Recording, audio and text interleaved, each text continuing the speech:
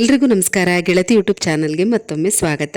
2026ರ ಮೊದಲನೇ ದಿನವನ್ನು ಎಲ್ಲರೂ ಕೂಡ ತುಂಬಾನೇ ಸಡಗರ ಸಂಭ್ರಮದಿಂದ ಕಳೆದಿದ್ದೀರಾ. ಇವತ್ತಿನ ದಿನ ಒಳ್ಳೊಳ್ಳೆ ಕೆಲಸಗಳನ್ನು ಮಾಡಿದ್ದೀರಾ ಅಂತ ಅನ್ಕೊಂಡಿದ್ದೀನಿ. ಈ ವರ್ಷದಲ್ಲಿ ನೀವು ಅನ್ಕೊಂಡಿರೋಂಥ ನಿಮ್ಮ ಎಲ್ಲ ಕೆಲಸ ಕಾರ್ಯಗಳು ನಿಮ್ಮ ಕೈಗೂಡಲಿ, ನಿಮ್ಮ ಆಸೆಗಳೆಲ್ಲ ಈಡೇರಲಿ ಅಂತ ಕೇಳ್ಕೊಳ್ತಾ ವಿಡಿಯೋನ ಶುರು ಮಾಡ್ತಾ ಇದ್ದೀನಿ. ನಾಳೆ ಈ ವರ್ಷದ ಮೊದಲನೇ ಶುಕ್ರವಾರ. ಮಹಾಲಕ್ಷ್ಮಿ ದೇವಿನ ಒಲಿಸ್ಕೋಬೇಕು, ತಾಯಿ ಸ್ಥಿರವಾಗಿ ನಮ್ಮ ಮನೇಲಿ ನೆಲೆಸಬೇಕು, ಹಣಕಾಸಿನ ಸಮಸ್ಯೆ ತುಂಬ ಬೇಗ ನಿವಾರಣೆ ಆಗಬೇಕು, ನಾವು ದುಡಿಯುವಂಥ ದುಡ್ಡು ಮನೆಯಲ್ಲಿ ನಿಲ್ಲಬೇಕು, ನಮ್ಮ ಕೈಯಲ್ಲಿ ನಿಲ್ಲಬೇಕು, ನಾವು ಉಳಿತಾಯ ಮಾಡಬೇಕು, ಉಳಿತಾಯ ಮಾಡುವಂಥ ದುಡ್ಡನ್ನು ಒಳ್ಳೊಳ್ಳೆ ಕೆಲಸಗಳಿಗೆ ಉಪಯೋಗಿಸ್ಬೇಕು. ಈ ರೀತಿ ಎಲ್ಲ ಆಸೆಗಳನ್ನು ಇಟ್ಕೊಂಡು ಎಷ್ಟೆಲ್ಲ ರೀತಿಯಲ್ಲಿ ನಾವು ಲಕ್ಷ್ಮೀ ಪೂಜೆ ಮಾಡ್ತೀವಿ ಅಲ್ವಾ. ಯಾರು ಏನು ಹೇಳ್ತಾರೋ, ಕಷ್ಟ ಆದರೂ ಪರವಾಗಿಲ್ಲ, ಬೆಳಗ್ಗೆ ಬೇಗ ಎದ್ದು ಎಷ್ಟೆಲ್ಲ ಸಿದ್ಧತೆಗಳನ್ನು ಮಾಡಿಕೊಂಡು ಪೂಜೆ ಎಲ್ಲ ಮಾಡ್ತಾ ಇರ್ತೀವಿ. ಆದರೂ ಕೂಡ ಕೆಲವು ಸಲ ಸಮಸ್ಯೆಗಳು ಇದ್ದ ಹಾಗೇ ಇರುತ್ತೆ, ಬಗೆಹರಿಯೋದೇ ಇಲ್ಲ. ಇದಕ್ಕೆಲ್ಲ ಏನು ಕಾರಣ ಅದನ್ನು ಇವತ್ತಿನ ವಿಡಿಯೋದಲ್ಲಿ ತಿಳಿಸ್ತಾ ಇದ್ದೀನಿ. ಇವತ್ತು ನಾನು ನಿಮ್ಗೆ ಯಾವುದೇ ರೀತಿ ಪೂಜಾ ವಿಧಾನ ತಿಳಿಸ್ಕೊಡ್ತಾ ಇಲ್ಲ, ಯಾಕಂದರೆ ಈಗಾಗಲೇ ಸಾಕಷ್ಟು ವಿಚಾರಗಳನ್ನ ನೀವು ತಿಳ್ಕೊಂಡಿರ್ತೀರ. ಅದೇ ರೀತಿಯಲ್ಲಿ ಅದಕ್ಕಿಂತ ಹೆಚ್ಚಾಗಿ ಕೂಡ ಪೂಜೆ ಮಾಡ್ತಾ ಇರ್ತೀರ. ಆದರೆ ಮನೆಯಲ್ಲಿ ಕೆಲವೊಂದು ತಪ್ಪುಗಳನ್ನು ಮಾಡೋದ್ರಿಂದ ಅಥವಾ ಈ ರೀತಿ ಕೆಲವೊಂದು ಕೆಲಸಗಳನ್ನು ಮಾಡ್ಕೊಳ್ಳೋದ್ರಿಂದ ಆ ಮಹಾಲಕ್ಷ್ಮಿ ನಗನಗತ ಶಾಶ್ವತವಾಗಿ ನಿಮ್ಮ ಮನೇಲಿರ್ತಾರೆ. ಅವರ ಆಶೀರ್ವಾದ ಕೂಡ ನಿಮ್ಮ ಮೇಲೆ ಇದ್ದೇ ಇರುತ್ತೆ. ಹಾಗೆ ಇವತ್ತು ಯಾವುದೇ ರೀತಿ ಪೂಜೆ ವಿಧಾನ ನಾನು ತಿಳಿಸ್ಕೊಡ್ತಾ ಇಲ್ಲ, ಒಂದಷ್ಟು ಟಿಪ್ಸ್ಗಳನ್ನ ನಿಮಗೆ ಕೊಡೋಣ ಅಂತ ಈ ವಿಡಿಯೋನ ಮಾಡ್ತಾ ಇದ್ದೀನಿ. ವಿಡಿಯೋನ ಸ್ಕಿಪ್ ಮಾಡದೆ ಕೊನೆ ತನಕ ನೋಡಿ. ನಿಜವಾಗ್ಲೂ ಸಣ್ಣ ಸಣ್ಣ ಟಿಪ್ಸ್ಗಳೇನೆ, ಆದರೆ ನಮಗೆ ಹೆಚ್ಚಿಗೆ ಫಲ ಸಿಗುವಂಥದ್ದು. ಕೆಲವರು ಈಗಾಗಲೇ ಇದನ್ನೆಲ್ಲ ತಿಳ್ಕೊಂಡು ಪಾಲಿಸ್ತಾ ಇರ್ತೀರಾ, ಗೊತ್ತಿಲ್ಲದೆ ಇರೋರು ತಿಳ್ಕೊಂಡಂಗಾಗತ್ತೆ. ಎಲ್ಲಿ ಶುದ್ಧತೆ ಇರುತ್ತೋ, ಶುಭ್ರತೆ ಇರುತ್ತೋ ಅಲ್ಲಿ ಮಹಾಲಕ್ಷ್ಮಿ ನೆಲೆಸ್ತಾರೆ. ಇದು ನೀವೆಲ್ಲ ತಿಳ್ಕೊಂಡಿದ್ದೀರಾ. ಹಾಗಾಗಿ ಶುಕ್ರವಾರದ ದಿನ ಸ್ವಚ್ಛತೆ ಬಗ್ಗೆ ಹೆಚ್ಚಿನ ಕಾಳಜಿ ವಹಿಸ್ತೀರಾ. ಮನೆ ಒರೆಸೋದಾಗಲಿ, ಪೂಜಾ ರೂಮ್ ಕ್ಲೀನ್ ಮಾಡೋದಾಗಲಿ, ಗೋಮೂತ್ರ, ಅರಿಶಿಣ, ಉಪ್ಪು ಈ ರೀತಿ ಎಲ್ಲ ಉಪಯೋಗಿಸ್ಕೊಂಡು ನೀವು ಮನೆ ಒರೆಸೋದು, ದೇವ್ರ ಮನೆ ಕ್ಲೀನ್ ಮಾಡೋದು, ಪೂಜಾ ಸಾಮಗ್ರಿಗಳು ಕ್ಲೀನ್ ಮಾಡೋದು ಈ ರೀತಿ ಎಲ್ಲ ಮಾಡ್ತಾ ಇರ್ತೀರಾ. ಇದಕ್ಕಿಂತ ಮುಖ್ಯವಾಗಿ ಮನೆ ಅಷ್ಟೇ ಅಲ್ಲ, ನಮ್ಮನ್ನು ನಾವು ಕೂಡ ಶುದ್ಧವಾಗಿ ಇಟ್ಕೋಬೇಕು. ಹಾಗಂದ್ರೇನು, ಈಗ ಸ್ನಾನ ಮಾಡ್ತೀವಿ, ಒಗೆದಿರುವಂಥ ಮಡಿ ಬಟ್ಟೆಗಳನ್ನ ಹಾಕ್ಕೊಂಡಿರ್ತೀವಿ, ಇದು ಶುದ್ಧತೆ ಅಲ್ವಾ ಅಂತ ನೀವು ಕೇಳ್ಬೋದು. ಶುದ್ಧತೆ ಅಂದರೆ ನಮ್ಮ ನಾಲಿಗೆ, ನಮ್ಮ ಮನಸ್ಸು ಶುದ್ಧವಾಗಿ ಇಟ್ಕೋಬೇಕು. ಅಂದರೆ ಮನಸ್ಸಿನಿಂದ ಲಕ್ಷ್ಮೀ ಪೂಜೆ ಮಾಡಿರ್ತೀವಿ, ಮಂತ್ರಗಳನ್ನು ಹೇಳಿರ್ತೀವಿ, ಆ ಒಂದು ಎನರ್ಜಿ ನಮ್ಮಲ್ಲಿ ಹಾಗೆ ಇರಬೇಕು. ಅಂದರೆ ಈ ದಿನ ಯಾರನ್ನು ನಾವು ಬೈಕೋಬಾರ್ದು, ಕೆಟ್ಟದನ್ನು ಬಯಸಬಾರ್ದು, ಮನಸ್ಸಲ್ಲೂ ಕೂಡ ಕೆಟ್ಟ ಆಲೋಚನೆಗಳನ್ನು ಮಾಡಬಾರ್ದು. ನಾವು ಹೊರಗಿನವ್ರಿಗೆ ಅಂತಲ್ಲ, ಮನೆಯವ್ರಿಗೂ ಕೂಡ, ಮಕ್ಕಳನ್ನೂ ಕೂಡ ಆಗಿರಲಿ, ಆ ದಿನ ಸ್ವಲ್ಪ ಬೈಯೋದು, ಕೋಪ ಮಾಡ್ಕೊಳ್ಳೋದು, ಕೂಗಾಡೋದು ಏನೇ ನಡೀಲಿ, ಆ ದಿನ ಶಾಂತವಾಗಿ ಇರೋ ರೀತಿಯಲ್ಲಿ ನಮ್ಮನ್ನು ನಾವು ನೋಡ್ಕೋಬೇಕು. ಹಾಗೆ ಈ ದಿನ ನಾವು ದೇವಿಗೆ ಮಾಡುವಂಥ ನೈವೇದ್ಯ, ಶುಕ್ರವಾರ ಅಂದಮೇಲೆ ನಾವು ಲಕ್ಷ್ಮೀ ದೇವಿ ಆಗಿರ್ಬೋದು, ದುರ್ಗಾದೇವಿ ಆಗಿರ್ಬೋದು, ಇಬ್ಬರನ್ನು ನಾವು ಪೂಜೆ ಮಾಡ್ತೀವಲ್ವಾ.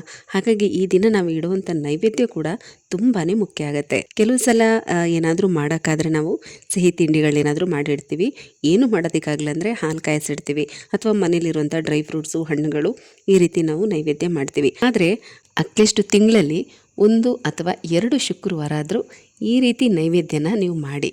ಹೆಸರುಬೇಳೆ, ಮೆಣಸು, ಜೀರಿಗೆ, ಅಕ್ಕಿ ಇದನ್ನೆಲ್ಲ ಹಾಕಿ ಮಾಡಿದ್ರೆ ಅದನ್ನು ಮುದ್ಗಾನ್ನ ಅಂತ ಕರೀತಾರೆ. ಹೆಸರುಬೇಳೆ, ಅಕ್ಕಿ, ಬೆಲ್ಲ ಇದನ್ನು ಸೇರಿಸಿ ನಾವು ಪೊಂಗಲ್ ಮಾಡಿಟ್ರೆ ಇದನ್ನು ಗೂಡನ್ನ ಅಂತ ಕರೀತಾರೆ.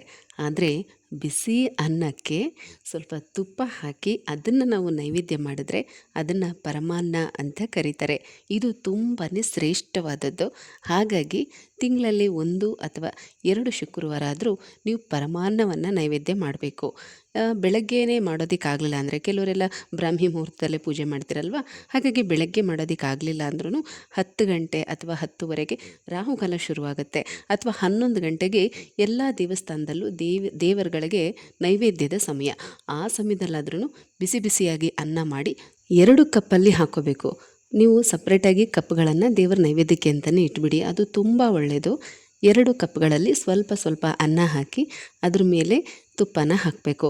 ತುಪ್ಪ ಮೀಸಲಾಗಿರಬೇಕು, ಅಂದರೆ ಬರೀ ದೇವರ ಪೂಜೆಗಳಿಗೆ ಉಪಯೋಗಿಸೋ ಥರ ನೀವು ತುಪ್ಪನ ಎತ್ತಿಟ್ಕೋಬೇಕು. ತುಪ್ಪದ ದೀಪ ಹಚ್ಚೋದಕ್ಕೆ ಈ ಥರ ನೀವು ಸಪ್ರೇಟಾಗಿ ಇಟ್ಕೊಂಡಿರ್ತೀರಲ್ಲ, ಅಂಥ ತುಪ್ಪವನ್ನು 1 ಸ್ಪೂನ್ ತುಪ್ಪ ಹಾಕಿ ಅದನ್ನು 1 ಕಪ್ಪನ್ನು ದೇವರ ಮನೇಲಿ ಇಡಬೇಕು, ಇನ್ನೊಂದು ಕಪ್ಪನ್ನು ನಿಮ್ಮ ಅಡುಗೆ ಮಾಡೋ ಅಂಥ ಸ್ಟವ್ ಮೇಲೆ ಇಡಬೇಕು. ಸ್ಟವ್ಗಳಿಗೂ ಕೂಡ ಅಷ್ಟೇ ಪ್ರತಿದಿನ ಚೆನ್ನಾಗಿ ಒರೆಸಿ 4 ಮೂಲೆಗೂ ಅರಿಶಿನ ಕುಂಕುಮ ಹಚ್ಚಿ ಹೂವನ್ನು ಇಡಬೇಕು. ಇದು ಪ್ರತಿದಿನ ನೀವು ಮನೇಲಿ ಪೂಜೆ ಎಷ್ಟೊತ್ತಿಗಾದರೂ ಮಾಡಿ, ಆದರೆ ಬೆಳಗ್ಗೆ ನೀವು ಸ್ಟವ್ ಹಚ್ಚೋ ಹೊತ್ತಿಗೆ ಸ್ಟವ್ನ ಚೆನ್ನಾಗಿ ಒರೆಸಿ ಅರಿಶಿನ ಕುಂಕುಮ ಹಚ್ಚಬೇಕು. ಇದು ತುಂಬ ಒಳ್ಳೆಯದು. ಅಥವಾ ನೀವೆಲ್ಲ ಅಡುಗೆ ಕೆಲಸ ಎಲ್ಲ ಮುಗಿಸಿ ನೀವು ಮನೇಲಿ ಪೂಜೆ ಮಾಡೋ ಟೈಮ್ಗಾದ್ರೂ ಸ್ಟವ್ನ ಚೆನ್ನಾಗಿ ಒರೆಸಿ 4 ಮೂಲೆಗೂ ಅರಿಶಿನ ಕುಂಕುಮ ಹಚ್ಚಿ ಹೂವಿಟ್ಟು ಪೂಜೆ ಮಾಡುವಾಗ ನಿಮ್ಮ ಸ್ಟವ್ಗೂ ಕೂಡ ಪೂಜೆ ಮಾಡಬೇಕು. ಯಾಕೆ ಹೇಳ್ತಾ ಇದ್ದೀನಿ ಅಂದರೆ, ಮನೆಯಲ್ಲಿ ಅಗ್ನಿ ತತ್ವ ಚೆನ್ನಾಗಿತ್ತು ಅಂದರೆ ಆ ಮನೆ ವಾಸ್ತು ತುಂಬ ಚೆನ್ನಾಗಿರುತ್ತೆ. ಅಂದರೆ ಅಗ್ನಿ ದೇವರನ್ನು ಸ್ಮರಣೆ ಮಾಡ್ತಾ ಆ ನೈವೇದ್ಯವನ್ನು ಅರ್ಪಿಸಬೇಕು. ಹಾಗಾಗಿ ನೀವು ಈ ರೀತಿ ಪರಮಾನ್ನವನ್ನು ನೈವೇದ್ಯ ಮಾಡುವಾಗ ದೇವ್ರ ಮನೇಲಿ ಒಂದು ಕಪ್ ಇಡಬೇಕು. ನಿಮ್ಮ ಸ್ಟವ್ ಮೇಲೂ ಕೂಡ ಒಂದು ಕಪ್ಪನ್ನು ಇಟ್ಟು ಪೂಜೆ ಮಾಡಬೇಕು.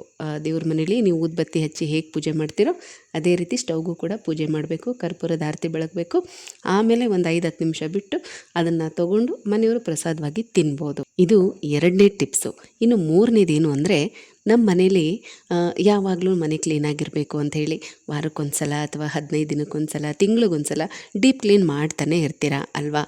ಆದರೆ ನೀವು ಎಷ್ಟೇ ಕ್ಲೀನ್ ಮಾಡಿ ಮನೆಯ ಈ 2 ಜಾಗ ಯಾವಾಗಲೂ ಕ್ಲೀನಾಗಿರಬೇಕು. ಹಾಗಿದ್ದರೆ ಮಾತ್ರ ಅಂಥ ಮನೆಗಳಲ್ಲಿ ಮಹಾಲಕ್ಷ್ಮಿ ಶಾಶ್ವತವಾಗಿ ನೆಲೆಸಿರ್ತಾರೆ ಮತ್ತು ಮನೆಯಲ್ಲಿ ಒಂದು ಪಾಸಿಟಿವ್ ಎನರ್ಜಿ ಹೆಚ್ಚಾಗಿರುತ್ತೆ. ಈಗೆಲ್ಲ ಮನೆಗಳಲ್ಲಿ ಅಟ್ಯಾಚ್ ಬಾತ್ರೂಮ್ ಕಾಮನ್ ಆಗಿಬಿಟ್ಟಿದೆ ಅಲ್ವಾ? ಮೊದಲಾದರೆ ಬಾತ್ರೂಮ್ಗಳೇ ಇಟ್ಕೋತಾ ಇರಲಿಲ್ಲ ತುಂಬ ಹಿಂದೆ. ಆಮೇಲೆ ಸ್ವಲ್ಪ ಜನ್ರೇಷನ್ ಚೇಂಜ್ ಆಗ್ತಾ ಮನೆಯಿಂದ ಸ್ವಲ್ಪ ಹೊರಗಿಟ್ಕೊಳ್ಳೋಕೆ ಶುರು ಮಾಡಿದ್ರು. ಅಂದರೆ ಹಿಂದೆಗಡೆ ಹಿತ್ತಲು ಅಂಥ ಕಡೆ ಬಚ್ಚಲ ಮನೆ, ಬಾತ್ರೂಮ್ ಎಲ್ಲ ಅಟ್ಯಾಚ್ ಆಗಿ ಇಟ್ಕೊಳ್ಳೋಕೆ ಶುರು ಮಾಡಿದ್ರು. ಈಗ ಇನ್ನೂ ಕೂಡ ಕಾಲ ಮುಂದುವರೆದ ಹಾಗೆ ಮನೆ ಒಳಗಡೆನೇ ಇಟ್ಕೊಂಡಿದ್ದೀವಿ. ಯಾಕಂದರೆ ಕತ್ಲಾದ್ಮೇಲೆ ಹೊರಗಡೆ ಹೋಗೋದಕ್ಕಾಗಲ್ಲ, ಚಿಕ್ಕ ಮಕ್ಕಳಿರ್ತಾರೆ, ಬಾಣಂತಿಯರು ಇರ್ತಾರೆ ಅನ್ನೋ ಒಂದು ವಿಚಾರವಾಗಿ ಈಗ ಎಲ್ಲ ಪ್ರತಿಯೊಂದು ಮನೆಗಳಲ್ಲೂ ಕೂಡ ಅಟ್ಯಾಚ್ ಬಾತ್ರೂಮ್. ನಿಮಗೆ ಒಂದು ಎಕ್ಸಾಂಪಲ್ ಕೊಟ್ಟು ಹೇಳ್ತಾ ಇದ್ದೀನಿ. ಇದನ್ನು ಒಂದು ಮನೆ ಅಂತ ತಿಳ್ಕೊಳ್ಳಿ. ಪೂರ್ವ, ಪಶ್ಚಿಮ, ಉತ್ತರ, ದಕ್ಷಿಣ, ಆಯಿತಾ? 4 ಮೂಲೆಗಳು. ಈ ಮಧ್ಯದ್ದು ಬ್ರಹ್ಮಸ್ಥಾನ ಅಂತ ಹೇಳ್ತಾರೆ ನೋಡಿ. 2 ಆಪೋಸಿಟ್ ಅಗ್ನಿ ಮೂಲೆ ಮತ್ತು ವಾಯು ಮೂಲೆ, ಇದೆರಡು ಆಪೋಸಿಟ್ ಆಗಿರುತ್ತೆ. ಈಶಾನ್ಯ ಮತ್ತು ನೈಋತ್ಯ ಇದೆರಡು ಆಪೋಸಿಟ್ ಆಗಿರುತ್ತೆ. ಈಶಾನ್ಯ ಮೂಲೆ ಅಂದರೆ ದೇವಮೂಲೆ ಅಂತೀವಿ, ನೈಋತ್ಯವನ್ನು ಕುಬೇರ ಮೂಲೆ ಅಂತ ಹೇಳ್ತೀವಿ. ಇನ್ನು ಅಗ್ನಿ ಮೂಲೆ ಅಂದರೆ ಅಲ್ಲಿ ನಾವು ಅಡುಗೆ ಮಾಡ್ತೀವಿ.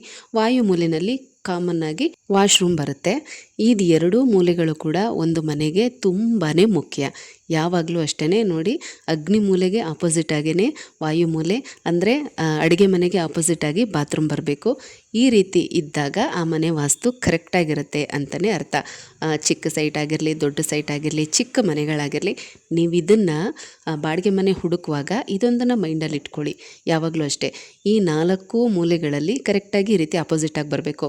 ನಿಮಗೆ ಬೇರೆದೆಲ್ಲ ಏನೂ ಗೊತ್ತಾಗ್ತಾ ಇಲ್ಲ ಅಂದ್ರೂ ಅಗ್ನಿ ಮೂಲೆಗೆ ಆಪೋಸಿಟಾಗಿ ಬಾತ್ರೂಮ್ ಇದೆಯಾ ಅದೊಂದನ್ನು ಮಾತ್ರ ನೀವು ಚೆಕ್ ಮಾಡ್ಕೊಳ್ಳಿ.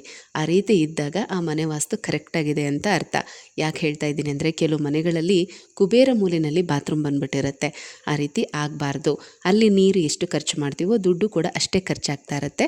ಹಾಗಾಗಿ ನೀವೇನಾದರೂ ಬಾಡಿಗೆ ಮನೆಗಳು ಹುಡುಕ್ತಾ ಇದ್ದರೆ ಈ ಒಂದು ಕಾನ್ಸೆಪ್ಟನ್ನು ಮೈಂಡಲ್ಲಿ ಇಟ್ಕೊಳ್ಳಿ. ಈಗ ಮೇನ್ ವಿಚಾರಕ್ಕೆ ಬರ್ತೀನಿ.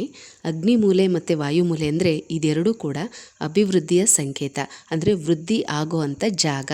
ಯಾಕೆ ಹೇಳ್ತಾ ಇದ್ದೀನಿ ಅಂತಂದರೆ, ಈಗ ನೋಡಿ ಅಡುಗೆ ಮನೆ ಅಂತ ಅಂದಾಗ ಹೆಣ್ಮಕ್ಳು ಮನೆಯಲ್ಲಿ ಅವರು ಎಷ್ಟೇ ಬಡವರಾಗಿರಲಿ ಅಥವಾ ಎಷ್ಟೇ ಶ್ರೀಮಂತರಾಗಿರಲಿ, ಹೌಸ್ ವೈಫ್ ಆಗಿರಲಿ, ಕೆಲಸಕ್ಕೆ ಹೋಗುವಂಥವ್ರಾಗಿರಲಿ, ಯಾರೇ ಆಗಿದ್ರೂ ಕೂಡ ದುಡ್ಡನ್ನು ಮೊದಲು ಸೇವಿಂಗ್ಸ್ ಮಾಡೋದಕ್ಕೆ ಶುರು ಮಾಡೋದು, ಎತ್ತಿಡೋದಕ್ಕೆ ಶುರು ಮಾಡೋದು ಅದು ಅಡುಗೆ ಮನೆಯಲ್ಲೇ ಅಲ್ವಾ? ಆವಾಗಿಂದನೂ ಅಷ್ಟೇ.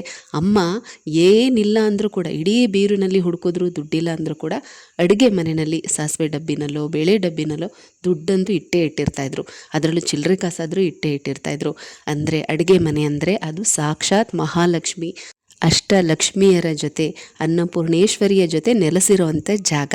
ಹಾಗಾಗಿನೇ ಅಲ್ಲಿಂದನೇ ನಮ್ಮ ಸೇವಿಂಗ್ಸ್ ಅನ್ನೋದು ಶುರು ಆಗೋದು. ನಮ್ಮ ದೇಹನೂ ಕೂಡ ಇದೇ ರೀತಿನೇ ನೋಡಿ. ನಮ್ಮ ದೇಹದಲ್ಲೂ ಕೂಡ ಅಷ್ಟೇ ಅಗ್ನಿ ತತ್ವ ಅನ್ನೋದು ಚೆನ್ನಾಗಿದ್ದರೆ, ಅಂದರೆ ಜೀರ್ಣಕ್ರಿಯೆ ಚೆನ್ನಾಗಾಯಿತು ಅಂದರೆ ನಾವು ಯಾವಾಗಲೂ ಆರೋಗ್ಯವಾಗಿರ್ತೀವಿ.